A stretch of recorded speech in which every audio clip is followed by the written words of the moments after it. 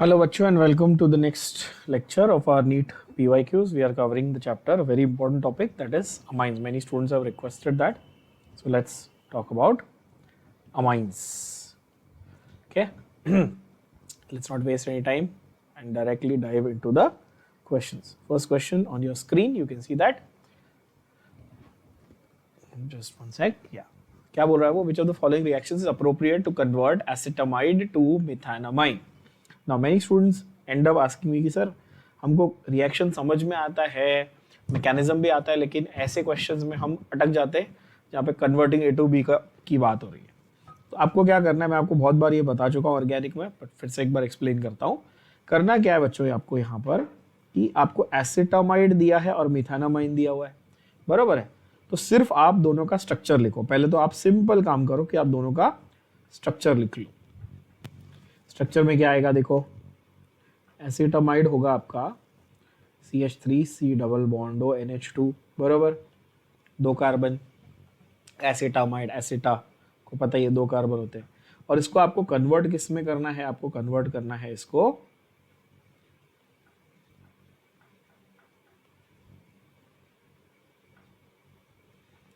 मिथानामाइन यानी कि CH3NH2 में, है ना।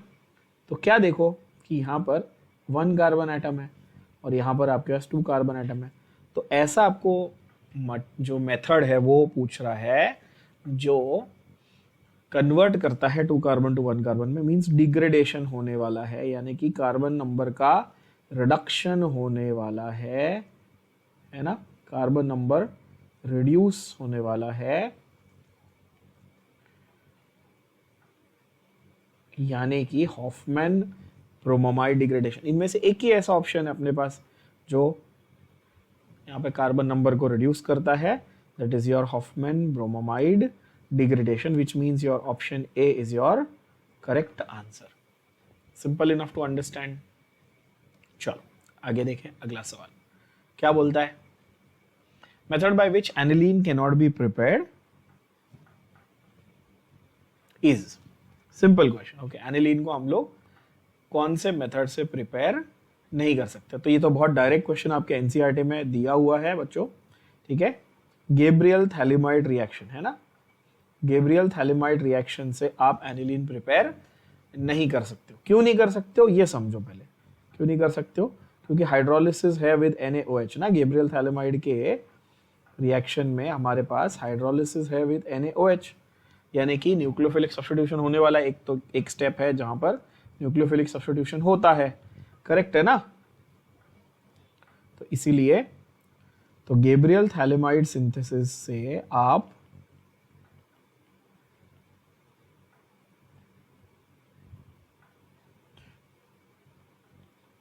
गैब्रियल थैलिमाइड सिंथेसिस रिएक्शन से आप ये नहीं बना सकते, एनिलीन नहीं बना सकते, क्योंकि उससे आपका एनिलीन जो है वो EAS प्रेफर करता है ना। EAS क्या होता है बच्चों, तो बोलोगे सर ये EAS क्या चीज़ है भाई, तो वो भी बताते हैं आपको। Electrophilic aromatic substitution, electrophilic substitution prefer करता है ना अगर आपके पास बेंजीन रिंग है तो। और जबकि यहाँ पर हम लोग न्यूक्लियोफिलिक सब्स्टिट्यूशन की बात कर रहे थे, जब एल्कालाइन हाइड्रोलिसिस होने वाला है तो क्या होने वाला है, न्यूक्लियोफिलिक सब्स्टिट्यूशन होने वाला है, जो कि प्रेफर्ड ही नहीं है एनिलीन के सिस्टम में। इसलिए आंसर क्या होगा, ऑप्शन सी होगा, है ना।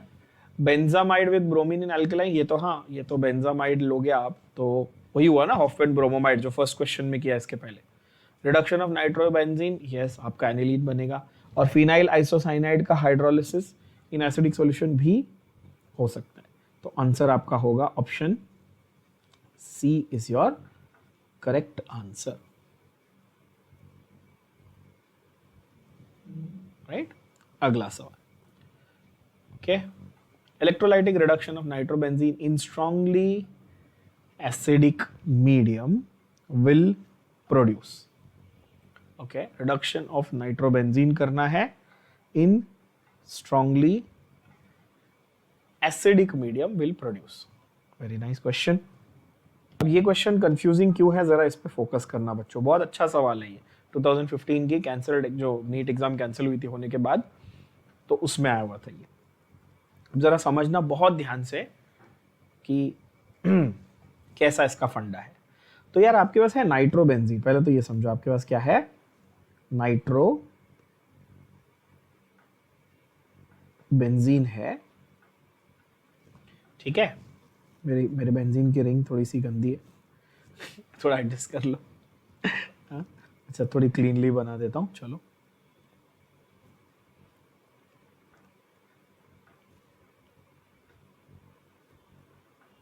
है ना, आपके पास ये नाइट्रोबेंजीन है।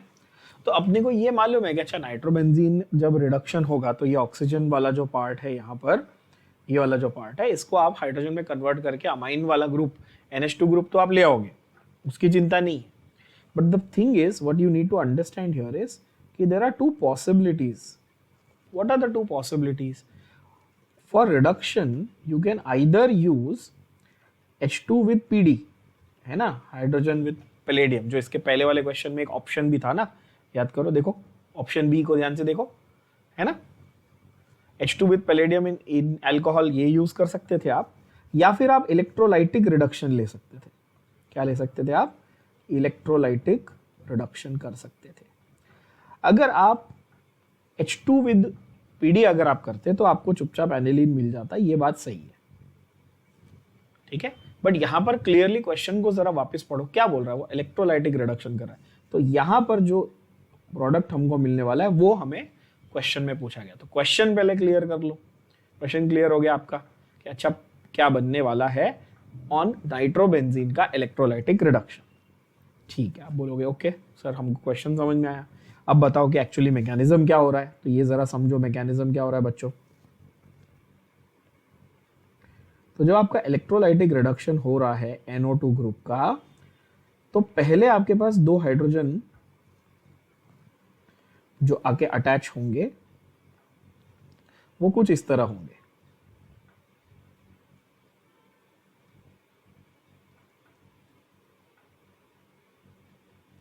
This will become NHOH।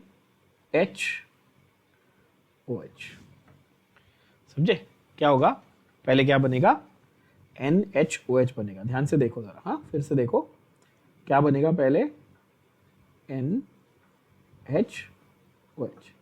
अच्छा अब बोलोगे सर ये NaOH कैसे बना भाई, NO2 में से दूसरा ऑक्सीजन आ गया। तो यहाँ पर अपन जो ऑक्सीजन है, सॉरी हाइड्रोजन है, वो 4 हाइड्रोजन यूज करेंगे और एक ऑक्सीजन उसके साथ वाटर मॉलिक्यूल बना के पहले निकल जाएगा। That is not the concern, by product is not the concern. HNOH बना, ओके। अब इसका होगा रीअरेंजमेंट, इसका क्या होगा?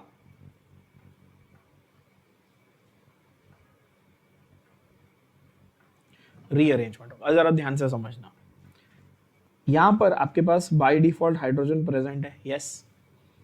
ये वाला जो हाइड्रोजन है आपके पास प्रेजेंट, ये अपना पोजीशन शिफ्ट करेगा यहां पर, और ये जो OH ग्रुप है ये अपना पोजीशन शिफ्ट करेगा यहां पर। रीअरेंजमेंट होगी इस तरह से, और आपको जो प्रोडक्ट मिलेगा वो कुछ इस तरह दिखेगा, that is NH2 and OH, which means the product will be para position पे अमाइनो और फर्स्ट नंबर पे यहाँ पे रहेगा फिनॉल, यानी पैरा अमाइनो फिनॉल, यानी कि option C will be your correct answer बच्चों। Is that understood? बहुत ही अच्छा क्वेश्चन, नॉट स्ट्रेट फॉरवर्ड, ऐसा नहीं है डायरेक्टली एनसीईआरटी में से आपको ये नहीं मिलेगा, स्ट्रेट फॉरवर्ड नहीं है, थोड़ा दिमाग लगाना पड़ेगा कि आपका रीअरेंजमेंट रिएक्शन होता है इलेक्ट्रोलाइटिक रिडक्शन में।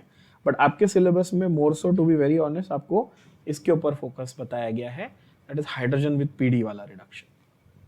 अगला क्वेश्चन बहुत बच्चों को कंफ्यूज करता है, ABCD टाइप का, ठीक है, but quite easy if you just focus basic, अगर if you pay attention to very basic things this question becomes extremely easy to understand.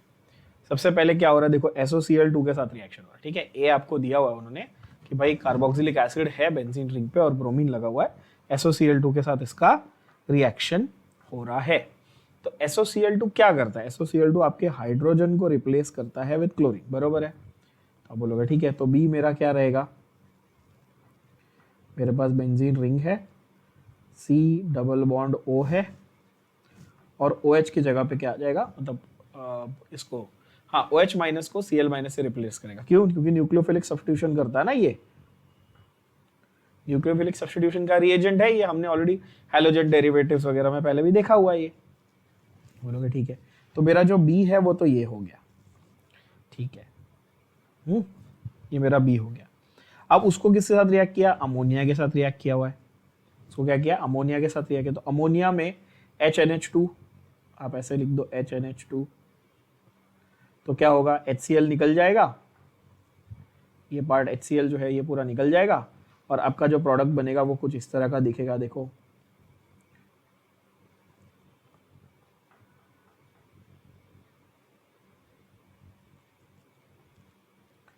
NH2, ये आपका हो गया C। So far clear? कितना इजी है ना? Then you have NaOH with Br2। What is NaOH with Br2? देखो, तो NaOH with Br2 यानी कि ब्रोमामाइड, नाम से ही पता चल रहा है भाई, ब्रोमीन है। और NaOH with Br2, ये आपको देखना है ध्यान से। तो देखो यार, आपको हिंट क्या होना चाहिए? देखो, ये अमाइड बन गया, देख रहे हो आप, है ना, ये बेंजामाइड बन गया। और बेंजामाइड को आप क्या कर रहे हो? हॉफमैन ब्रोमामाइड रिएक्शन करा रहे हो, यानी कि एक कार्बन यहाँ से, जो ये एक कार्बन है ये उड़ जाएगा, एक कार्बन कम हो जाता है ना ब्रोमामाइड में, तो आपका जो कंडीशन है वो इस तरह का बनेगा, NH2। अच्छा, ओरिजिनल स्ट्रक्चर को जरा फोकस करके देखना। अब ओरिजिनल स्ट्रक्चर में क्या यहाँ पे ब्रोमीन लगा हुआ था, वो तो अपनी जगह से कहीं नहीं जा रहा, तो बस उसको ब्रोमीन को यहाँ पे लगा दो। आपका आंसर सीधा सीधा बन गया option number, sorry this was D ना। तो स्ट्रक्चर डी वो आपको पूछा है, जो फाइनल स्ट्रक्चर बना है, जो स्ट्रक्चर डी है वही वो आपको पूछ रहा है, right? Just give me 1 second.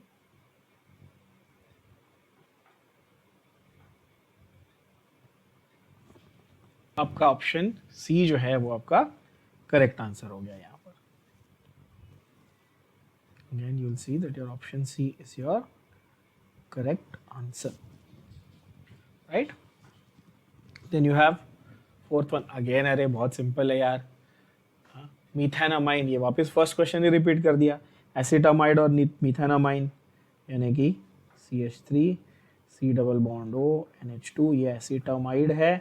मीथेनामाइड बनाना है, यानी कि कार्बन नंबर वापस से क्या करना है? कार्बन नंबर यहाँ पे 2 था, यहाँ पे 1 है, और इसको कम कर दिया आपने कार्बन नंबर को। इसका मतलब कि आपको NaOH with Br2 यानी कि option A Hofmann bromamide degradation ही करना है बच्चों। इजी। चलो अगला सवाल। Which of the following on reduction with lithium aluminium hydride? What is lithium aluminium hydride? It is LiAlH4, है ना? LiAlH4 बहुत ही अच्छा reducing agent, smart reducing agent है, राइट? किसको रिड्यूस करने पे आपको सेकेंडरी अमाइन मिलेगा? ये अच्छा सवाल है। किसको रिड्यूस करने पे आपको क्या मिलेगा? सेकेंडरी अमाइन मिलेगा। तो ऑब्वियस आंसर तो बड़ा ही ऑब्वियस और इजी हो गया, option A is your correct answer. But जिनको नहीं समझा उनके लिए मैं चारों ऑप्शंस का मीनिंग समझा देता हूं। अगर आप मिथाइल आइसोसाइनाइड को देखो तो ये तो ऐसा रहेगा ना, करेक्ट है, इस तरह से। तो अगर मैं इसका रिडक्शन कर रहा हूं तो मेरे को क्या करना है? ये जो इनके बॉन्ड्स थे इनको मैं हटाता हूं और ऐसे लिखता हूं आपके लिए कि एक पाई बॉन्ड को तोड़ो तो आजू बाजू HH को जोड़ो, है ना? तीन बॉन्ड है ना पहले बीच में, ओरिजिनली पहले देखो मैं ऐसे लिखता हूँ फिर से। ओरिजिनली इनके बीच में क्या थे? 1 2 और 3 बॉन्ड थे। एक बॉन्ड को मैं ब्रेक करूंगा तो H और H लिखूंगा, फिर एक बॉन्ड को ब्रेक करूंगा तो यहाँ पर कार्बन ऑलरेडी था ना, अब H2 इसको दूंगा, है ना? तो ऑलरेडी H था, मतलब CH3 बन जाएगा। तो ये क्या बन गया? सेकेंडरी अमाइन बन गया। फिर से देख लो, CH3 N 1 2 3 C, H ये बॉन्ड गया, H ये बॉन्ड गया, H 2 और एक ऑलरेडी था, 2 और दिए CH3, इस तरह से। तो ये बना आपका ऑप्शन ए की वजह से। ऑप्शन बी में एसिटामाइड है आपके पास। ऑप्शन बी में क्या है? एसिटामाइड है, यानी कि CH3 C double bond O NH2, तो ये तो प्राइमरी अमाइन बनाएगा, क्योंकि अगर इसको आप हटा भी दो और CH2 डाल दो ऑक्सीजन को हटा के, तो प्राइमरी बनाएगा। सेम वे मिथाइल साइनाइड भी प्राइमरी बनाएगा, सेम वे नाइट्रोइथेन भी प्राइमरी ही बनाएगा। तो ऑब्वियसली आपका आंसर जो है option A becomes your correct answer. Easy to understand.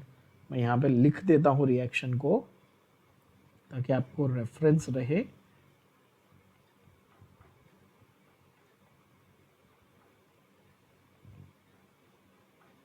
AlH4 आपके एरो पे रहेगा, आपके पास CH3NH CH3 बन जाएगा। चलो अगला सवाल। प्रोपियोनिक एसिड में एक प्रोपियोनिक एसिड से एक कंपाउंड बना। सिमिलर क्वेश्चन अगेन रिपीट हुआ हमारा, पहले इसके पहले बेंजीन वाला हमने जो किया था, सिमिलर क्वेश्चन हमारा रिपीट हुआ। एसिड में क्या होने वाला है देखो फिर से, अब आपको ये फंडे पकड़ने हैं, ठीक है। OH ग्रुप को कौन रिप्लेस करेगा? Cl ग्रुप रिप्लेस करेगा, विच मीन्स फटाफट लिखो देखो, CH3 CH2 CO Cl, ये आपका हो गया कंपाउंड नंबर B, है ना। फिर उसमें NH3 है, तो CH3 CH2 CO NH2, chlorine को कौन रिप्लेस करेगा? अभी अमाइन ग्रुप रिप्लेस करेगा, ये आपका हो गया कंपाउंड C। और KOH और Br2, NaOH और Br2 की जगह KOH और Br2 कर दिया। अमाइड है, कितने कार्बन है गिनो? 1 2 3 कार्बन, 3 कार्बन है, तो 2 कार्बन का प्राइमरी अमाइन बनना चाहिए। 2 कार्बन का प्राइमरी अमाइन मतलब कौन सा वाला है? एक ही ऑप्शन है 2 कार्बन का प्राइमरी अमाइन, मतलब ऑप्शन ए, यानी कि इथाइल अमाइन आपका करेक्ट आंसर। कितना इजी यार, कितना इजी। आप सिर्फ कार्बन नंबर भी अगर काउंट कर लो तो B, C और D में 3 कार्बन है, और लास्ट में आपका ब्रोमोमाइड डिग्रेडेशन वाला रिएक्शन है, मतलब 2 कार्बन। ऐसा एक ही ऑप्शन है जिसमें 2 कार्बन एटम्स हैं, मतलब आंसर आ गया सीधा सीधा ऑप्शन ए, एकदम पपलू इजी। यस बच्चों, okay. Electrolytic reduction of nitrobenzene अभी बताया था थोड़ी देर पहले। Similar question in weakly acidic medium. अगर स्ट्रांगली एसिडिक है तो रीअरेंजमेंट होता है, वीकली एसिडिक है तो क्या होगा जरा देखते हैं। आपको ध्यान में रख लेना है सीधा सीधा, ये बहुत ही इंपॉर्टेंट क्वेश्चन है बच्चों, क्योंकि ऑलरेडी मैंने बताया कि आपको ये इससे रिलेटेड और एक क्वेश्चन आया जिसका आंसर मैंने आपको पैरामाइनोफिनॉल बताया था, बट वो कहाँ था? वो स्ट्रांगली एसिडिक मीडियम में था, है ना। तो जरा इलेक्ट्रोलाइटिक रिडक्शन पे फोकस करना, फिर से ध्यान से देखना, मेरी बात को समझना। मैंने क्या कहा आपको कि नाइट्रोबेंजीन है आपके पास, है ना। तो नाइट्रोबेंजीन को आप रिडक्शन कर सकते थे, एक तो हाइड्रोजन इन PD और दूसरा इलेक्ट्रोलाइटिक, है ना। मैंने ऐसा बोला ना आपको, एक था हाइड्रोजन प्लस पैलेडियम यूज करके और दूसरा इलेक्ट्रोलाइटिक। अब इलेक्ट्रोलाइटिक में जो मैंने आपको बताया, अब उसमें भी 2 वेरिएशन है, ठीक है। एक एक करके बताऊंगा, नहीं तो सब एक साथ इसलिए एक साथ बताता उसी क्वेश्चन में तो कंफ्यूज हो जाते हैं, है ना। जैसे जैसे क्वेश्चन आएंगे वैसे वैसे डिस्कस करना है। अब इलेक्ट्रोलाइटिक में भी देखो 2 है, कौन से 2 है? वेरिएशन देख लो जरा। तो इलेक्ट्रोलाइटिक में एक है वीकली एसिडिक मीडियम और एक है स्ट्रांगली एसिडिक मीडियम। आई होप ये समझ में आ रहा है, ठीक है। स्ट्रांगली एसिडिक मीडियम है। वीकली एसिडिक में क्या होने वाला है आपका? वीकली एसिडिक में एनिलीन बनेगा। क्या बनेगा वीकली एसिडिक में? एनिलीन। स्ट्रांगली एसिडिक में तो बताया था ऑलरेडी, क्या बनेगा? पैरा अमाइनोफिनॉल, क्योंकि यहाँ पे क्या होने वाला है? रीअरेंजमेंट होने वाला है। और यहाँ पर H2+PD में भी क्या बनने वाला है? एनिलीन बनने वाला है। यानी कि यहाँ पर because weakly acidic has been mentioned, तो आपका क्या आंसर है? Obviously option C, which is your aniline, is the correct answer. I hope ये क्लियर है। फिर से देख लो जरा, समझ लो मेरी बात को, मैंने क्या बोला। ये आपका, हाँ, स्ट्रांगली एसिडिक मीडियम में सी था हमारा, ठीक है, पैरा अमाइनोफिनॉल। और वहीं पर कंपेयर कर लो साथ में वीकली एसिडिक मीडियम में क्या है बच्चों? आंसर है aniline. I hope that is absolutely crystal clear to all. Yes, चलो अगला सवाल देखिए। Intermediates formed during the reaction of acetamide with bromine and KOH। अरे सेम हो गया ना, acetamide with bromine and KOH, मतलब वही हुआ क्या हमारा? Hofmann bromamide degradation. अब सवाल उन्होंने ये नहीं पूछा कि क्या बोलते हैं आपका ये क्या बनेगा, फाइनल प्रोडक्ट क्या बनेगा वो नहीं पूछा उन्होंने, वो तो बहुत ईजी हो गया ना। उन्होंने पूछ लिया कि इंटरमीडिएट, तो इंटरमीडिएट जानने के लिए आपको रिएक्शन के मैकेनिज्म से बहुत ही वेल वर्स्ड होना चाहिए, है ना। तो रिएक्शन का जरा मैकेनिज्म समझते हैं। आपके पास, आपने शुरू किया था अमाइड से, करेक्ट, आपने शुरू किससे किया था, अमाइड से। आपको उसको रिएक्ट करना था किसके साथ, ब्रोमीन के साथ, ठीक है, आपने कर लिया।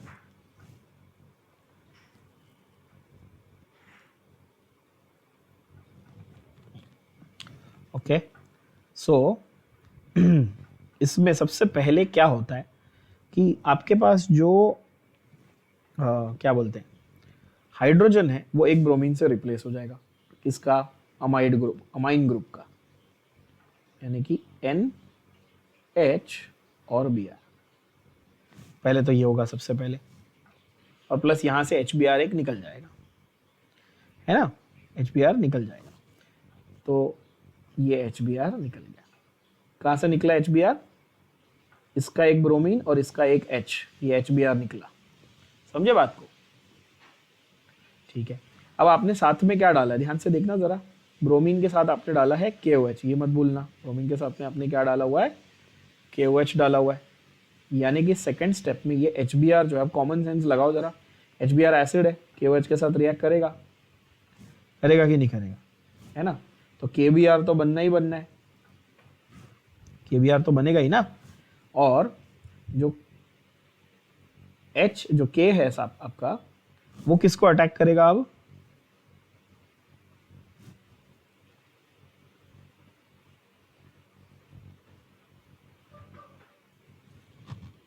तो यहां पर ध्यान से देखो जरा, ठीक है ना। तो ये HBr तो निकल गया, चलो ठीक है, KBr जो KOH है वो रिएक्ट करेगा। और KOH के आपके पास कितने, मतलब आप KOH आप एक्सेस में लेते हो, ऑफकोर्स हम लोग जब ये रिएक्शन करते हैं तो 4 मोल KOH या 4 मोल NaOH लेते हैं, ये मत भूलना। एक और बात, तो एक KOH क्या करेगा कि यहाँ पर आएगा और इसके पास से जो ये आपका इंटरमीडिएट बना था ना ये वाला, इसके पास से भी ब्रोमीन लेने की कोशिश करेगा। तो क्या होगा कि आपके पास इस तरह का एक कंपाउंड तैयार होगा जहां पर एक और KBr निकलेगा, ठीक है। मैं इसको हटा देता हूँ, नहीं तो ये कंफ्यूज करेगा आपको। ये HBr और KOH का मिक्सचर है, ठीक है, ये वाला, इसको आप इग्नोर करो क्योंकि ये बाय प्रोडक्ट्स है। तो ये जो KBr है वो बनने के बाद अब आपके पास नाइट्रोजन की एक वैलेंसी क्या है, फ्री है, ध्यान से देखना। नाइट्रोजन की एक वैलेंसी जो है वो क्या है, फ्री है ना। तो अब इसका होगा रीअरेंजमेंट। अब ये जरा ध्यान से देखना बच्चों,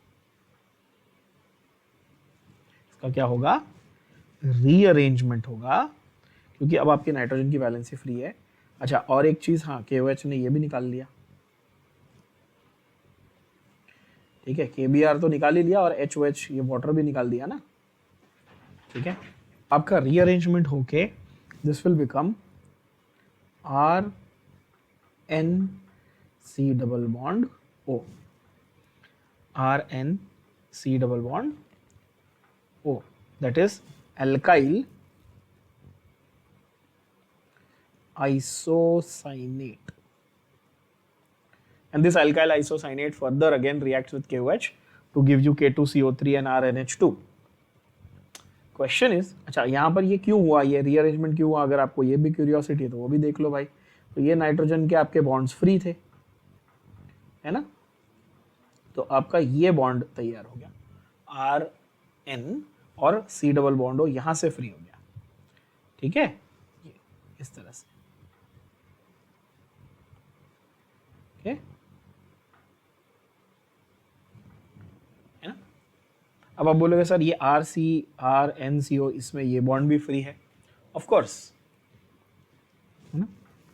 तो दैट्स व्हाई आई सेड ना कि बिकॉज ये हाईली अनस्टेबल इंटरमीडिएट बनता है, तो ये क्या करता है कि इस तरह से, मैं ऐसे लिख देता हूँ,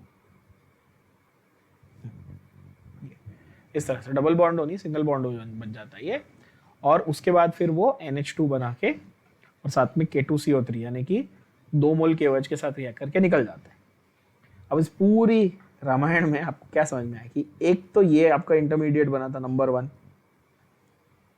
ये पहला इंटरमीडिएट बना था, और दूसरा आपका इंटरमीडिएट बना था RnCO which is this RnCO, है ना। तो ये आपका दूसरा इंटरमीडिएट बना था। तो पहला वाला है RC≡O NHBr यानी कि option A and RnCO, that is your correct answer is option A. समझ में आया? थोड़ा सा ट्रिकी है, फिर से एक बार देख लो क्या क्या हो रहा है, एक बार रिवाइज कर लो क्विकली। आपके पास अमाइड है, उसको आप ब्रोमीन और KOH, ढेर सारा KOH है आपके पास, ठीक है ना, उसके साथ रिएक्ट कर रहे हो। सबसे पहले क्या होगा कि इसमें से H और इसमें से ब्रोमीन निकल जाएगा, तो आपके पास ये एक इंटरमीडिएट तैयार होगा। अगर आप इसके ऊपर भी फोकस करो तो आपको सिर्फ इस एक ऑप्शन से आपका करेक्ट आंसर मिल जाता है, ठीक है। सेकेंड केस में फिर वो जो KOH है वो इसको अटैक करेगा और इस स्ट्रक्चर का RC≡ON का रीअरेंजमेंट करके RnCO बना देगा, यानी कि ऑप्शन ए आपका करेक्ट आंसर है। अगला सवाल, amides are converted into amines by a reaction named after, of course Hofmann bromamide degradation, 10 बार आ चुका ये तो क्लाइसन कंडेंसेशन, पर्किन कंडेंसेशन, ये सब आपके जेई में आते हैं। नीट में जनरली इनके ऊपर क्वेश्चन आपको नहीं मिलेगा। और केक्यूल तो ऑब्वियसली केक्यूल स्ट्रक्चर्स हैं, ऑगस्ट केक्यूल के नाम पे, जिन्होंने बेंजीन के बारे में हमें स्ट्रक्चर बताया था। Indicate which nitrogen compound amongst the following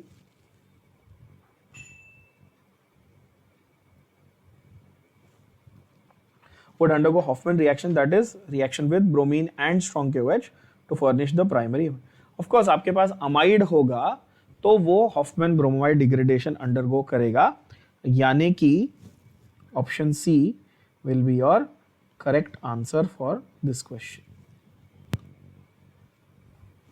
next is which of the following amines will give the carbylamine test. सबसे इजी क्वेश्चन है इस चैप्टर का बच्चों, कार्बिलमाइन टेस्ट। कार्बिलमाइन टेस्ट में आपको एक ही चीज याद रखनी कि अमाइन तो है ठीक है, लेकिन कौन सा वाला है, प्राइमरी अमाइन जो होता है वो ही हमें कार्बिलमाइन टेस्ट देता है।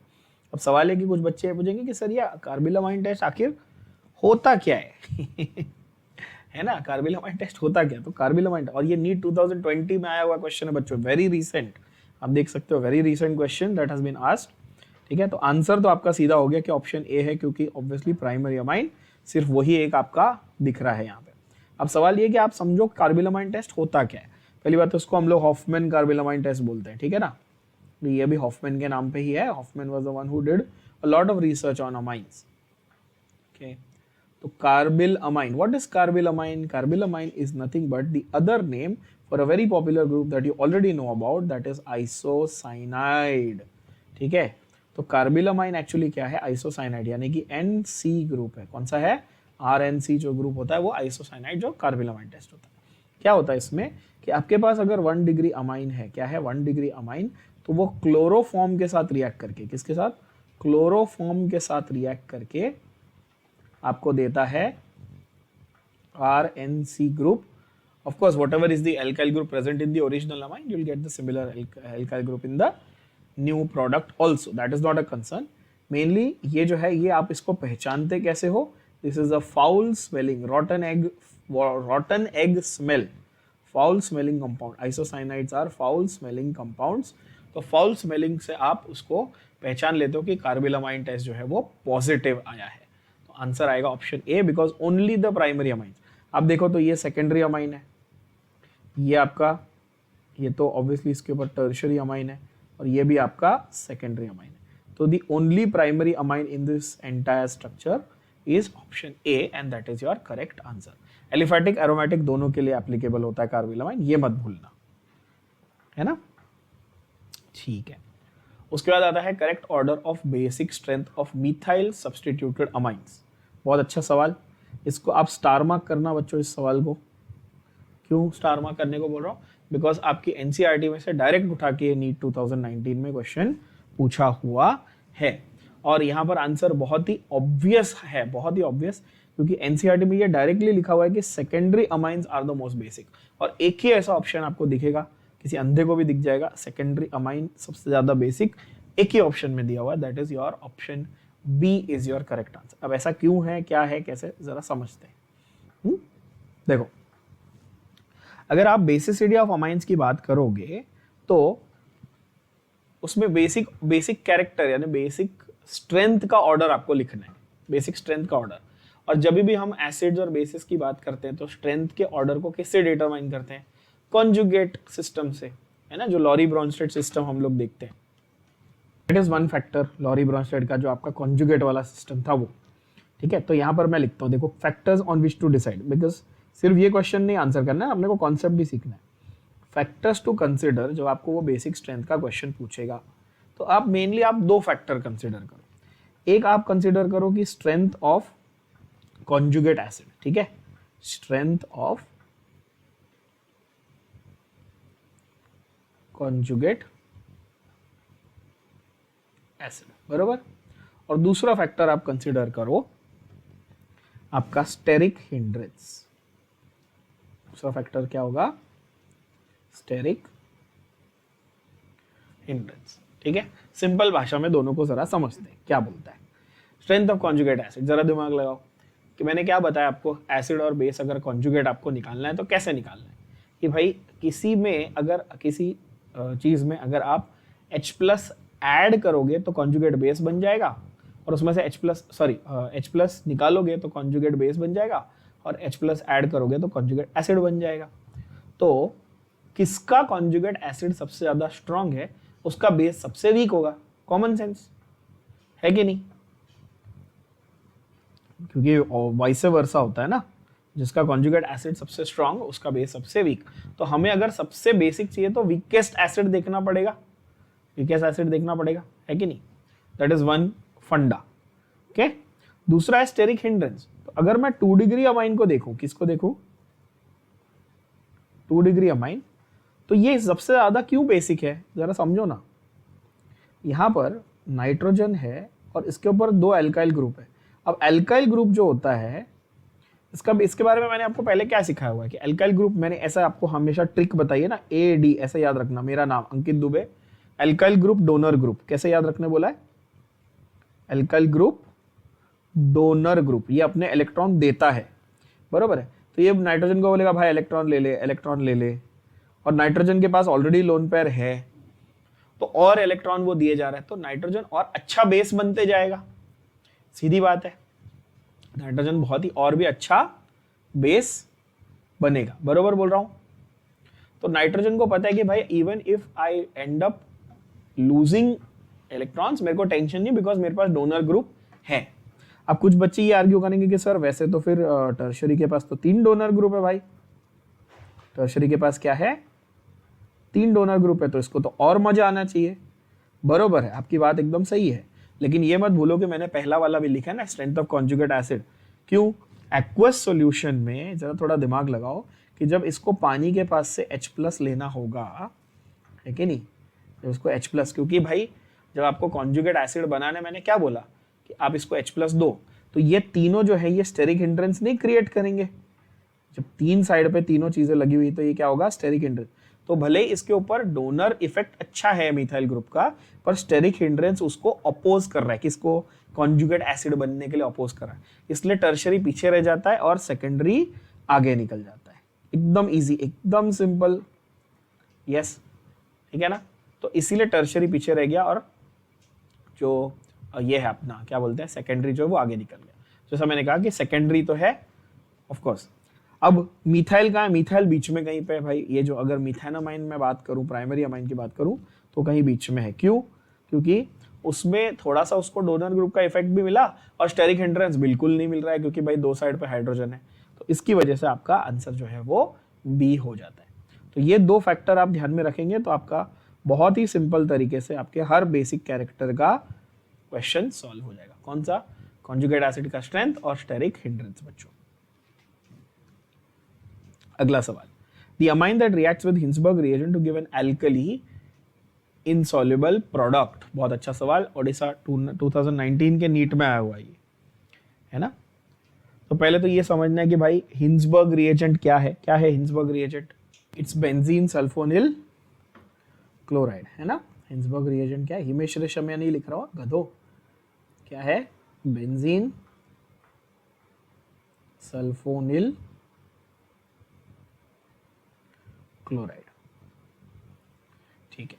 अब हिंसबर्ग रिएजेंट में वैसे तो अमाइंस की थियरी पढ़ाते वक्त मैंने आपके लिए बहुत ही सिंपल कर दिया था इसको, बट एक बार रिवाइज कर लेना अच्छा रहेगा। ऐसे याद रखना है, प्राइमरी, सेकेंडरी और टर्शियरी अमाइंस ये तीनों हिंसबर्ग रिएजेंट के साथ अलग अलग तरीके से रिएक्ट करते हैं, ठीक है। पहले समझो जरा बात को, अलग अलग तरीके से रिएक्ट करते हैं। कैसे रिएक्ट करते हैं जरा समझो। जो प्राइमरी अमाइन है उसका हिंसबर्ग रिएजेंट के साथ में जो प्रोडक्ट मिलता है, ठीक है, वो सॉल्युबल इन एल्कली होता है। सिंपल याद रखना है आपको, ज्यादा ओवर कॉम्प्लिकेट नहीं करना है। इसका क्या है, प्राइमरी वाला जो है, प्राइमरी अमाइन है आपके पास, वो हिंसबर्ग के साथ जब रिएक्ट करेगा तो वो क्या करेगा, वो आपको ऐसा डेरिवेटिव देगा जो सल्फोनामाइड डेरिवेटिव है, एल्काइल बेंजीन का सल्फोनामाइड डेरिवेटिव, क्योंकि भाई ये बेंजीन सल्फोनिल क्लोराइड है ना, ये मत भूलना। तो इसका जो प्रोडक्ट है वो सॉल्युबल इन एल्कली होगा। क्यों, जरा दिमाग लगाओ, क्योंकि it still has 1 hydrogen left ना, क्योंकि प्राइमरी अमाइन था तो मतलब उसके पास NH2 ग्रुप था, बच्चों बोलो हाँ या ना। वो NH2 में से तुमने एक रिप्लेस किया तो एक हाइड्रोजन तो बचा है कि नहीं उसके पास, और ये कैसा हाइड्रोजन है, ये कैसा हाइड्रोजन है, थोड़ा दिमाग लगा लेना तो ये आपको आसानी से समझ में आ जाएगा। हैज एसिडिक हाइड्रोजन, कैसा हाइड्रोजन है वो एसिडिक हाइड्रोजन है, इसीलिए वो एल्कली में सॉल्युबल है। आप समझ गए होगे अभी यही तो, कि भाई जो सेकेंडरी अमाइन है इसके पास ऑलरेडी NH था, तो एक ही हाइड्रोजन तो था, तुमने वो भी ले लिया यार, तुमने उस गरीब को लूट लिया बेचारे को, तो इसके पास अब एसिडिक हाइड्रोजन बचा क्या, नहीं बचा। तो ये एल्कली में डिसॉल्व होगा क्या, बिल्कुल भी डिसॉल्व नहीं होगा। बात समझे, कितना इजी। और तीसरा वाला, चलो ये तो बता दो, तीसरा वाले के पास तो शुरुआत में ही ये गरीब है, इसके पास तो हाइड्रोजन है ही नहीं, तो नो रिएक्शन। तो अब मुझे बताओ कि जो इनसॉल्युबल वाला प्रोडक्ट बना रहा है वो प्राइमरी होगा, सेकेंडरी होगा कि टर्शियरी होगा, तो आप बोलोगे सर वो सेकेंडरी होगा। और सेकेंडरी आपके इस पूरे इसमें एक ही ऑप्शन है, यहाँ देखो ये टर्शियरी है, ये देखो ये प्राइमरी है, ये देखो ये प्राइमरी है, और ये देखो एक ही ऐसा सेकेंडरी है ऑप्शन, यानी कि option A is your correct answer. कितना फैसिनेटिंग, मस्त इजी, जितना बड़ा क्वेश्चन उतना आसान आंसर बच्चों। क्लियर, बोलो हाँ या ना, ठीक है। अच्छा, nitration of aniline in strongly acidic medium also gives M nitro aniline because.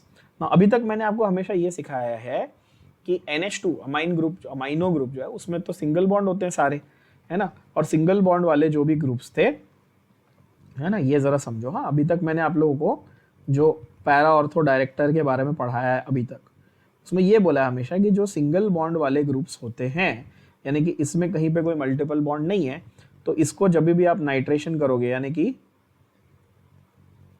HONO2 के साथ रिएक्ट करोगे, तो ये आपको ऑर्थो और पैरा प्रोडक्ट देगा, ऐसा मैंने आपको सिखाया है ना। और जो मल्टीपल बॉन्ड्स वाले होते हैं, जैसे कि अगर यहाँ पे कोई ऐसा ग्रुप लगा होता जिसके पास मल्टीपल बॉन्ड है तो वो मेटा प्रोडक्ट देता, ये मैंने आपको सिखाया। बट एनिलीन में एक एक्सेप्शन है, एनिलीन में ऑर्थो प्रोडक्ट तो मिलता ही है, पैरा प्रोडक्ट तो मिलता ही है, बट ये ढेर सारा मेटा प्रोडक्ट भी देता है आपको। अब सवाल वो आपसे ये कर रहा है, क्वेश्चन ये कर रहा है कि ये मेटा प्रोडक्ट कहाँ से आया, ये सवाल है। पहले क्वेश्चन को तो समझो, देखो क्या बोलता है, अब समझो क्वेश्चन को क्या बोलता है। Nitration of aniline also gives Meta nitro, मतलब पैरा और ऑर्थो तो वो देगा ही, वो तो ऑब्वियस है, बट मेटा काहे को दे रहा है, ये उसका आपसे सवाल है। पहले क्वेश्चन समझे कि नहीं समझे, है ना, क्वेश्चन समझ गए ना। अब सवाल ये कि आप वो ये पूछ रहा है कि ऐसा क्यों हो रहा है, आपको ये आंसर देना है। तो आंसर बड़ा सिंपल है भाई, कि जब भी आपके पास एसिडिक मीडियम होता है तो ये एनिलीनियम क्या करता है कि ये जो भूखा नंगा हाइड्रोजन आया ना एसिडिक मीडियम में से, नाइट्रोजन के पास क्या था मत भूलना, क्या होता है, नाइट्रोजन के पास होता है लोन पेयर। और मैं हमेशा कहता हूँ ना, ये जो गरीब हाइड्रोजन है, भूखा नंगा हाइड्रोजन है, ये आ जाएगा इससे भीख मांगने। तो ये क्या बन जाएगा, ये बन जाएगा बच्चों, सॉरी, हाँ, ये बन जाएगा एनिलीनियम आयन। क्या बन जाएगा, अब ये NH3 और ये प्लस साइन के साथ बन गया। तो अब ये क्या प्रेफर करेगा, अब ये मेटा प्रोडक्ट बनाना प्रेफर करेगा। बात समझ में आई? ओरिजिनली जब ये इस तरह से था, अपने नॉर्मल फॉर्म में था, तब ये ऑर्थोपैरा बनाता था, ठीक है, बट बिकॉज बहुत सारा एनिलीनियम बन रहा है। क्यों बन रहा है भाई, क्योंकि आपने बोला स्ट्रांगली एसिडिक मीडियम है। हमने थोड़ी बोला, आपने बोला, मतलब जिन्होंने क्वेश्चन बनाया उन्होंने बोला। 2018 के नीट में उन्होंने ये क्वेश्चन पूछा था, जिसमें आंसर होगा ऑप्शन दिल्ली यानी कि D. Is that clear? Simple. चलो, correct order of basic strength for the following compounds. बहुत इजी, नीट 2017 का क्वेश्चन है बच्चों, फोकस करके समझना, आपके लिए बहुत इजी करने वाला हूँ इसको मैं। Acidic basic strength, I know आप लोगों को हमेशा डिफिकल्ट जाता है, सब बच्चे बोलते हैं सर टफ है टफ है। अरे बहुत इजी है, कुछ नहीं है, जरा देखो, दिमाग लगाओ, कॉमन सेंस लगाओ, ठीक है। अगर मैं एसिडिक स्ट्रेंथ की बात कर रहा हूँ, क्या कर रहा हूँ, एसिडिक स्ट्रेंथ की बात कर रहा हूँ, ये मेरा जो ट्रिक है ये यूज करना, आप कभी गलत नहीं जाओगे। एसिडिक स्ट्रेंथ की बात कर रहा हूँ, तो डोनर ग्रुप डिक्रीज करता है एसिडिक स्ट्रेंथ को, और विड्रॉइंग ग्रुप इंक्रीज करता है। समझे कि नहीं समझे? और इसका उल्टा लिख लो यार, बेसिक स्ट्रेंथ की बात करें तो डोनर ग्रुप बढ़ाएगा और विड्रॉइंग ग्रुप कम करेगा। अच्छा, तो अब बताओ, बेसिक स्ट्रेंथ की बात हो रही है, तो ये तो सबको मालूम है कि भाई एनिलीन जो है यानी कि अमाइन ग्रुप जो है, ये बेसिक तो अपने आप में होता ही है, बट यहाँ पे लगा है एल्काइल। एल्काइल क्या है, डोनर है। क्या बताया था थोड़ी देर पहले, एडी, मेरा नाम अंकित दुबे यानी एल्काइल डोनर। बार बार इसलिए बताता हूँ कि याद रह जाएगा। अच्छा, मैंने क्या बोला, बेसिक स्ट्रेंथ है, डोनर बढ़ाएगा। बेसिक स्ट्रेंथ है तो डोनर क्या करेगा, बढ़ा देगा, है कि नहीं? तो 3 मैक्सिमम हो गया, 3 जो है वो मैक्सिमम हो गया, और 3 मैक्सिमम एक ही ऐसे ऑप्शन में, बात ही खत्म हो गई यार। 3 मैक्सिमम एक ही ऑप्शन में, आंसर आ गया ऑप्शन सी। मार्क करो, आगे बढ़ो, नहीं है कि नहीं? मार्क करो और आगे बढ़ो, एकदम इजी। बट इतने से आप सेटिस्फाइड थोड़ी हो गए, आप तो जस्टिफिकेशन मांगोगे, है ना? तो डोनर ग्रुप जो है वो क्या करता है भाई, वो आपकी बेसिसिटी बढ़ाता है। आप मुझे बताओ, डोनर मतलब उसको क्या करना है, डोनर ग्रुप को मतलब बेसिक स्ट्रेंथ, मतलब वो लोन पर डोनेट करना चाहता है। अब मैं और लेके आया इलेक्ट्रॉन, समझे? तुम चंदा जमा कर रहे हो और मैं और पैसे लाके दूं, तो तुम तो खुश हो गए ना कि भाई चलो और पैसे आ गए। तो यहाँ पे अमोनिया बोलता है कि भाई ये CH3 जो है ये और इलेक्ट्रॉन लाया, मेरे तो और मजे, है कि नहीं?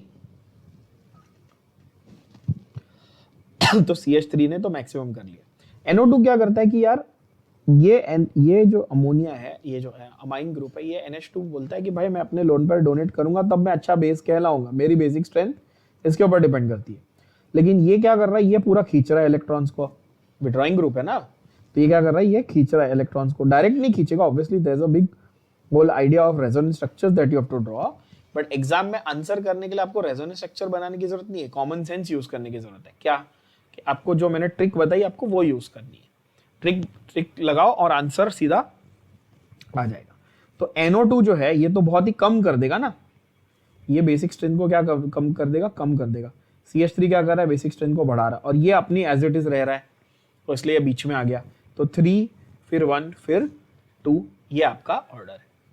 बात क्लियर हो गई, एकदम सिंपल लग रही होगी, ठीक है। देखो इस चैप्टर के आप क्वेश्चन देखो, बड़े बड़े क्वेश्चन और आंसर एकदम छोटे छोटे, सिंपल आंसर है, ठीक है ना बच्चों? चलो,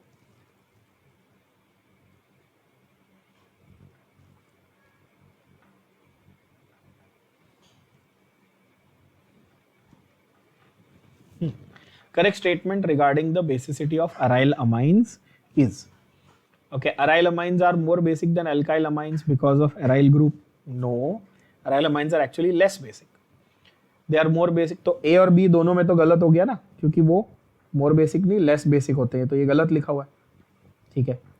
aryl amines are less basic, बरोबर है, बिकॉज नाइट्रोजन का lone pair is delocalized because of the aromatic ring and pi electron system. तो अगर आप देखोगे 3 ऑप्शन में उन्होंने मोर बेसिक और मोर बेसिक दिया, तो ये तीनों गलत है, क्योंकि अराइल अमाइंस जो है वो आपके क्या होते हैं, एक्चुअली लेस बेसिक होते हैं। अराइल अमाइंस जो होते हैं वो क्या होते हैं आपके, लेस बेसिक, यानी कि आंसर है आपका ऑप्शन सी। क्यों होते हैं लेस बेसिक? अरे दिमाग लगा लो यार। अगर मुझे बताओ, ये देखो तुम्हारे पास ये बेंजीन की रिंग है, ठीक है, और ये रहा नाइट्रोजन, और इसके ऊपर ये हाइड्रोजन और ये हाइड्रोजन, बट ये साथ में क्या लाया, ये लोन पेयर लाया। तो इसका लोन पेयर अगर बेंजीन रिंग भी खींचने की कोशिश करेगा और बोलेगा कि एक काम कर, तू इस लोन पेयर को हमारे रेजोनेंस सिस्टम का एक पार्ट बना ले, तो इसको ये डोनेट करने में आसानी होगी कि डिफिकल्टी होगी?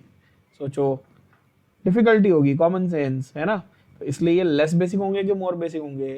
ये लेस बेसिक होंगे। तो नाइट्रोजन का लोन पेयर जो है वो एरोमेटिक रिंग के पाई इलेक्ट्रॉन सिस्टम में, पढ़ो सेंटेंस को, पाई electron system of the aromatic ring उसको डीलोकलाइज कर लेता है ना।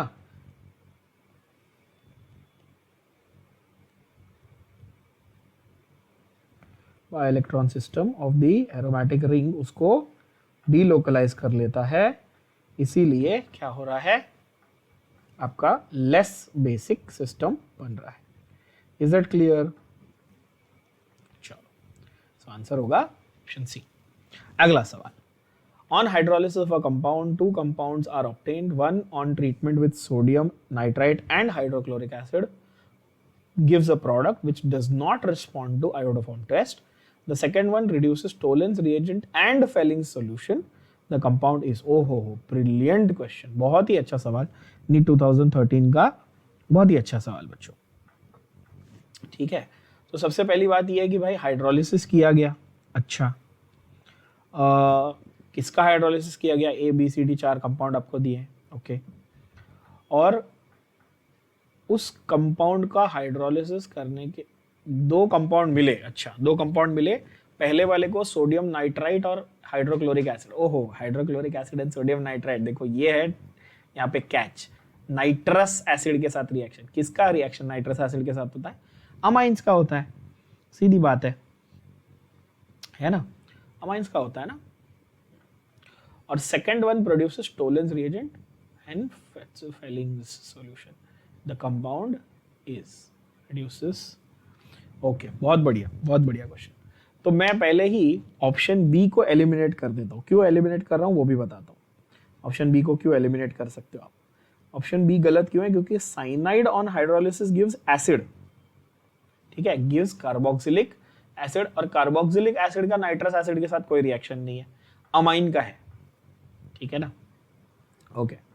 दूसरी बात है कि आपका जो नाइट्रो, ये नाइट्रो कंपाउंड है, ध्यान से देखना जरा, ये क्या है? नाइट्रो कंपाउंड है, NO2 है ना। नाइट्रो कंपाउंड से अमाइन बनाना है तो भी आपको रिडक्शन चाहिए, लेकिन यहाँ पे तो ये बोल रहा है हाइड्रोलिसिस। देखो एक एक चीज पे फोकस करो जरा, मैं जो बता रहा हूँ, ठीक है, ये इजी नहीं है ये वाला क्वेश्चन। देखो पहली बात क्या, हाइड्रोलिसिस करना है, और नाइट्रो ग्रुप का हमको अमाइन बनाने के लिए क्या करना होता है? रिडक्शन करना होता है। आप बोलोगे सर आप रिडक्शन नाइट्रो इसके पीछे क्यों पड़े हो, रिडक्शन के पीछे? तो भैया ये देखो, sodium nitrite and hydrochloric acid, ये तुम्हारा कैच है इस क्वेश्चन का, पहले जरा समझो, है ना। देखो ऐसा वो बोल रहा है कि एक कंपाउंड था तुम्हारे पास एक्स का तुमने किया हाइड्रोलिसिस, क्वेश्चन को अब मैं तुम्हारी कहानी पूरी लिखता हूँ। देखो एक्स का किया हाइड्रोलिसिस तो बना ए और बी।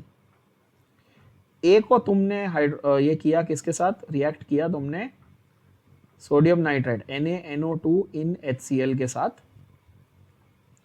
तो एक कंपाउंड बना लेट्स से C, और ये जो C है ये आपका हैलोफॉर्म टेस्ट नहीं देता, ये पूरी कहानी है। C जो है ये हैलोफॉर्म टेस्ट में ये फेल हो गया। पढ़ो क्या लिखा है, does not give iodoform test, बरोबर है। अच्छा ये जो B था ये क्या कर रहा है,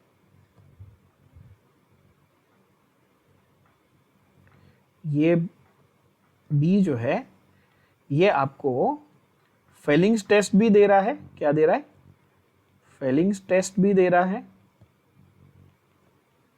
और टोलेंस टेस्ट भी दे रहा है। वेलिंग स्ट्रेस भी दे रहा है और टोलेन स्ट्रेस भी दे रहा है ना। तो ये जो आपका कैच है, मैं बार बार कह रहा हूँ, ये जो आपका कैच है कि नाइट्रस एसिड का रिएक्शन, पूरे सिलेबस में नाइट्रस एसिड का रिएक्शन किसके साथ है? अमाइंस के साथ। Means A has to be an amine. समझे कि नहीं समझे? A has to be an amine. और यहां पर उसने पहले ही मेंशन कर दिया है कि एक्स को ए और बी बनाने के लिए जो प्रोसेस की गई वो क्या है? हाइड्रोलिसिस। तो x can't be a nitro group, can't be a cyanide group. क्या ये बात समझ में आई? क्योंकि साइनाइड से सिर्फ एसिड बन सकता था हाइड्रोलिसिस करने पे, और नाइट्रो को रिडक्शन करना पड़ता था अमाइन करने बनाने के लिए। मतलब बी भी गलत है और सी भी गलत है। क्या ये बात भेजे में गई? कितने प्यार से मैंने बताया, अभी समझ में आया? यस। अच्छा, अभी ए और डी में से जरा देखते हैं। ठीक है, ए और डी में से क्या हो सकता है? तो डी को अगर आप ध्यान से देखोगे तो C double bond O N, फिर उसके साथ में, अच्छा वो वहां पर भी आपके पास टर्शियरी अमाइड ग्रुप है, टर्शियरी अमाइड। और टर्शियरी अमाइड को भी आपको रिडक्शन ही करना, अमाइड को भी आपको रिडक्शन ही करना पड़ता है। तो बाय डिफॉल्ट, बाय एलिमिनेशन आपका आंसर आ गया ए। अब मैं आपको ए का पूरा डिटेल समझाता हूं कि ए क्यों आया और उसका कैसे मैकेनिज्म क्या होगा। चलो, ए में क्या दिया है? CH3, CH2 और CH2 और NC। इसका आप क्या कर रहे हो? हाइड्रोलिसिस कर रहे हो। तो आप इसको डबल हाइड्रोलिसिस करो। पहले आपने हाइड्रोलिसिस किया, ठीक है, तो आपको मिला OH और H, ठीक है। फिर सेकेंड टाइम हाइड्रोलिसिस किया, मतलब कि 2 मोल है आपके पास पानी का। सेकेंड टाइम हाइड्रोलिसिस किया तो वापस H और H2। अगर आपको याद होगा तो मैंने एल्डिहाइड कीटोन में स्टीफन में भी इसी तरीके से आपको लिखने का सिखाया है। फर्स्ट टाइम पे HOH है, सेकेंड टाइम पे HH2 है, ठीक है। सॉरी, HH2 कैसे बोल लिख दिया मैंने? डबल बॉन्ड हो ना, सॉरी, H2O है। वाटर लिखना यार, मैं भी क्या घोचुगिरी कर रहा हूँ। हाँ, H और गिव मी 1 सेकेंड, ठीक है,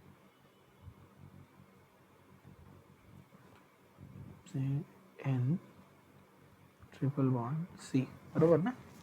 ओ अच्छा, हाँ हाँ, sorry. So this will give you, my bad, 1 second ना, ये हुआ। yes. तो 2 मोल पानी के साथ में ये आपको दे देगा CH3, CH2, CH2 और NH2, मतलब कि 2 हाइड्रोजन इसको मिल गया, और ये मिल जाएगा HC double bond OH। Carbon को एक बार OH मिला, एक बार H और डबल बॉन्ड O मिला, ठीक है, इस तरह से। तो ये क्या है आपका? ये है आपका फॉर्मिक एसिड। ये क्या है आपका? फॉर्मिक एसिड है। तो इसमें ये ग्रुप है ना, CHO ग्रुप है फॉर्मिक एसिड में। तो ये फेलिंग स्ट्रेस देगा, यस। टोलेंस स्ट्रेस देगा, यस। और प्राइमरी अमाइन है, प्राइमरी अमाइन मिल गया। अब ये जो प्राइमरी अमाइन है, ये नाइट्रस एसिड के साथ रिएक्ट करके क्या दे रहा है? प्राइमरी अमाइन नाइट्रस एसिड के साथ रिएक्ट करता है तो अल्कोहल देता है, करस्पॉन्डिंग अल्कोहल। तो ये मैं आपके लिए यहां लिख लेता हूं, इसको यहां कर लेते हैं। और प्राइमरी अमाइन नाइट्रस एसिड के साथ रिएक्ट करके पहले आपको वो डायजोनियम सॉल्ट देगा, फिर उसके बाद फाइनल प्रोडक्ट में अल्कोहल देगा। ये भी ऑलरेडी अमाइंस में हम लोग देखते ही हैं, ठीक है। अगर किसी को ये नहीं पता है तो मेरा अमाइंस वाला लेक्चर एक बार जाके प्लेलिस्ट में है, वो देख लेना, ठीक है। अमाइंस के रिएक्शंस का नहीं, वो अभी अपलोड नहीं हुआ है, वो ये वीक में अपलोड हो जाएगा। हाँ सॉरी, अमाइंस के रिएक्शंस का अपलोड नहीं हुआ है, वो हो जाएगा ये वीक में। अमाइंस के स्टार्ट्स और बेसिक देखना है अगर, तो उसका फर्स्ट पार्ट अपलोड हो चुका है, वो देख लेना, ठीक है। या ये वीक में पूरा चैप्टर आ जाएगा वैसे भी अमाइंस के पूरे थियोरेटिकल एक्सप्लेनेशन का, तो then you can go through that. यहाँ पे आपके पास ये है। अब ये वाला अल्कोहल जो है, इसमें CH3COH ये ग्रुप तो है नहीं, यहाँ पे तो CH2OH है, ये ग्रुप है। इसका मतलब कि ये आपका हैलोफॉर्म टेस्ट फेल कर जाएगा, क्योंकि हैलोफॉर्म टेस्ट कौन देता है? वो अल्कोहल्स देते हैं जिनके पास आइसोप्रोपाइल ग्रुप होता है, बरोबर है ना। हैलोफॉर्म टेस्ट के लिए ये आइसोप्रोपाइल ग्रुप आपको चाहिए कंफर्म, और जबकि इस कंपाउंड में नहीं है ना, ये तो एन प्रोपाइल अल्कोहल है, तो इसीलिए ये हैलोफॉर्म टेस्ट यानी कि आयोडोफॉर्म टेस्ट ये नहीं देगा बच्चों, आयोडोफॉर्म टेस्ट। तो इसीलिए आंसर आपका ऑप्शन ए है। बहुत प्यारा क्वेश्चन, बहुत ही बढ़िया क्वेश्चन। मतलब जो अच्छा स्टूडेंट है, जिसको समझ है ऑर्गेनिक केमिस्ट्री की, शायद उसको फर्स्ट टाइम में क्लिक होगा, बाकी लोगों को थोड़ा दिमाग लगाना पड़ेगा। देखो यार, मैं ये क्लेम नहीं करता कि सब कुछ बहुत ईजी है, ठीक है। I know there are other students on other teachers and other students also से नहीं सब आसान ही है, सब कुछ ट्रिक से हो जाता, नहीं, सब कुछ ट्रिक से नहीं होता। ऑफकोर्स सब कुछ मेहनत से होता है। ट्रिक कभी कभी काम आती है, कहीं कहीं काम आती है, लेकिन जिसने बहुत प्रैक्टिस की है उसको ट्रिक सूझती है, उसको ट्रिक क्लिक होती है, ठीक है। अगर आप ये सोच रहे हो कि सर कुछ शॉर्टकट ही बता देंगे और सब कुछ ही आ जाएगा, वैसा नहीं होगा बच्चों, ठीक है। मैं आपको पूरा प्रोसेस यहाँ पर डिटेल में सारा सोल्यूशन लिख के समझा रहा हूँ। The reason for that is you should be aware कि यहाँ पर किस तरह से ये रिएक्शंस हो रहे हैं, ताकि आप उसको अप्लाई कर सको। I hope you are understanding. अगला, सब reactions of amines are given, which one of the following is not correct, ठीक है। काफी सिंपल, ये तो स्ट्रेट फॉरवर्ड है, एनसीईआरटी में से ही पूछा हुआ है। अगेन ये 2013 के नीट एग्जाम में आया हुआ क्वेश्चन है। Okay, aromatic tertiary amines will not undergo reaction with tertiary amine है भाई। tertiary amine जो है वो तो नाइट्रस एसिड के साथ रिएक्ट, NaNO2 and HCl, अभी बताया ना पिछले क्वेश्चन में, NaNO2 प्लस HCl का combo is what, actually it is HNO2, यानी कि नाइट्रस एसिड है वो। प्राइमरी वाला रिएक्ट करता है, सेकेंडरी वाला रिएक्ट करता है, बट टर्शियरी वाला रिएक्ट नहीं करता। तो ये देखो, ये प्राइमरी है तो ये रिएक्ट करेगा, ठीक है। ये है आपका प्राइमरी अमाइन और ये है आपका हिंसबर्ग रिएजेंट, ये रिएक्शन होगा। ये है आपका सेकेंडरी अमाइन और ये NaNO2 प्लस HCl, ये रिएक्शन भी होगा। The only one that will actually not react is the tertiary, क्योंकि टर्शरी के पास कोई रिप्लेसेबल हाइड्रोजन बचा ही नहीं है, तो कहां से रिएक्ट करेगा, है कि नहीं। तो नॉट करेक्ट होगा ऑब्वियसली आपका option A will be your correct answer. Okay, last question for this session. Yeah, last question for this session is an organic compound C3H9N, ये अमाइन है, जनरल फॉर्मूला से पता चल रहा है। It is treated with nitrous acid, give alcohol. मतलब ये तो क्लियर है कि ये, जैसे इसने बोल दिया कि भाई नाइट्रस एसिड के साथ अल्कोहल दे रहा है, आप तुरंत को आपको क्या क्लिक होगा, देखो यार ऐसे करना है आपने, ठीक है। मैं आपको ये भी क्लियर कर देता हूँ, जैसे मैंने हिंसबर्ग के लिए क्लियर किया, primary amine plus nitrous acid gives alcohol. Secondary amine plus nitrous acid gives N-nitroso compound. क्या देता है ये? N-nitroso compound. How do you identify it? It is a yellow oily liquid.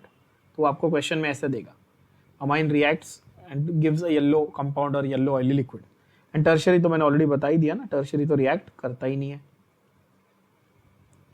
Technically react नहीं करता। अगर आप NCERT खोलोगे उसमें ऐसा दिया है कि क्वाटरनरी अमोनियम सॉल्ट बनाता है जो हाईली सॉल्युबल है, इसलिए प्रोडक्ट दिखता नहीं है, तो इसलिए हम लोग नो रिएक्शन लिख देते हैं, ठीक है ना। ओके, एनसीईआरटी के रेफरेंस देता तो हूँ, आई डोंट नो अब आप में से कितने लोग एक्चुअली पढ़ते हो। आई होप कि आप कंप्लीटली इस पे डिपेंडेंट नहीं हो, आप एनसीईआरटी भी ऑब्वियसली पढ़ रहे हो, उसके बिना आपका कुछ नहीं होगा बच्चों। हाँ, तो यहाँ पर ये तो क्लियर है बच्चों कि भाई ये इसमें आपको बोल दिया उसने कि अल्कोहल मिल रहा है, मतलब कि ये जो कंपाउंड उसने ए दिया हुआ है ये कैसा है, ये आपका प्राइमरी अमाइन है, ये पक्की बात है, ठीक है।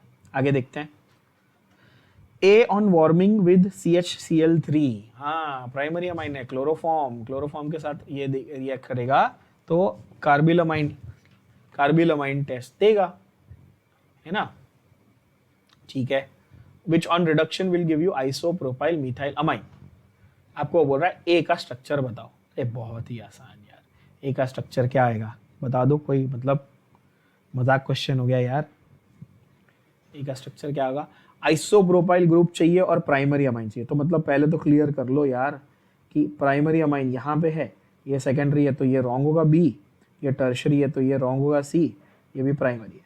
अब एन प्रोपाइल है और आइसोप्रोपाइल है, और क्या पूछ रहा है वो clearly isopropyl methyl, isopropyl group चाहिए, मतलब option A is your correct answer. क्या ये बात समझ में आ गई, बोलो हाँ या ना। यस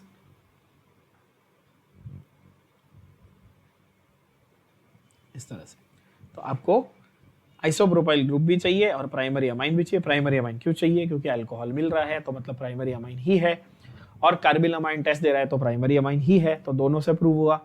ठीक है, और साथ में भाई उसका आइसोप्रोपाइल ग्रुप उसके पास चाहिए, तो ये रहा तुम्हारा आइसोप्रोपाइल ग्रुप, तो इसीलिए आंसर होगा ऑप्शन ए। ठीक है बच्चों, तो अमाइंस के काफ़ी सारे अच्छे अच्छे क्वेश्चन हमने कवर किए, और थोड़े करेंगे, एक और सेशन करेंगे अपन अमाइंस का जिसमें थोड़े और क्वेश्चन हैं। अराउंड 40 क्वेश्चंस, उसमें से हमने 20 अभी कर लिए, अनदर 20 क्वेश्चंस बचे हैं हमारे नीट PYQs के, उसका भी एक सेशन में जल्दी अपलोड कर दूंगा। तब तक के लिए आप सबसे रिक्वेस्ट है कि रोज़ पढ़ाई करो, अच्छे से इम्प्रूव करो, जैसा मैं हमेशा कहता हूँ, पढ़ते रहें, बढ़ते रहें। Keep learning, keep growing. Bye bye.